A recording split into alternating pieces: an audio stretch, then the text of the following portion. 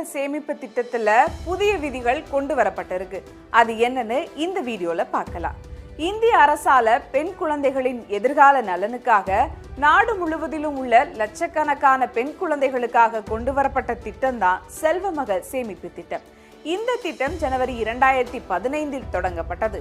பெண் குழந்தைகளின் எதிர்கால பொருளாதார தேவைக்கும் உதவிடும் வகையில மத்திய அரசு இந்த திட்டத்தை கொண்டு வந்திருக்காங்க. இது அதிகாரப்பூர்வமா சுகன்யா சம்ரிதி யோஜனா என்ற பெயரில் தான் செயல்பட்டு வருது.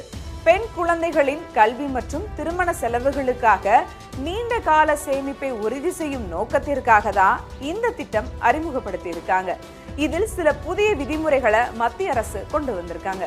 அது என்னன்னா, பெண் குழந்தைகளின் பெற்றோர் அல்லது இயற்கை பாதுகாவலர், அதாவது கார்டியன் மட்டுமே இதை தொடங்கி பராமரிக்க முடியும்.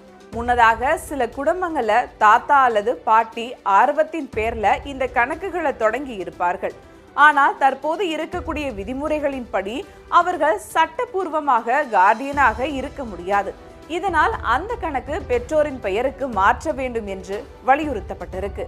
இந்த திட்டத்துக்காக சம்பந்தப்பட்ட தபால் நிலையம் அல்லது வங்கிக்கு சென்று தேவையான படிவங்களை நிரப்பி பாதுகாவலர் மாற்றத்தை சரி செய்து கொள்ளலாம். இந்த மாற்றம் செய்யப்படாமல் இருந்தால் கணக்கு விதிமுறைக்கு முரணானது என்றும் கணக்கை முடக்கவும் வாய்ப்பிருக்கு என்று சொல்லியிருக்காங்க. இந்த ஆவண திருத்தத்திற்கு அவகாசம் வழங்கி இருக்காங்க. அதனால ஆவணத்தை நீங்க கரெக்டா கொடுத்துருங்க, இல்லனா சிக்கல் வந்துரும், பாத்துக்கோங்க. அப்புறமா இந்த கணக்குடன் ஆதார் மற்றும் பான் விவரங்களை இணைப்பது முக்கியமான ஒன்றுங்க. இதே போல பாதுகாவலர் ஆதார் எண்ணும் கட்டாயம். குழந்தைகளுக்கு ஆதார் எண் இருந்தால் அதையும் இணைக்க வேண்டும்னு சொல்லியிருக்காங்க. இந்த விதிமுறைகளை சரியா பின்பற்றுவது மிக முக்கியமானது.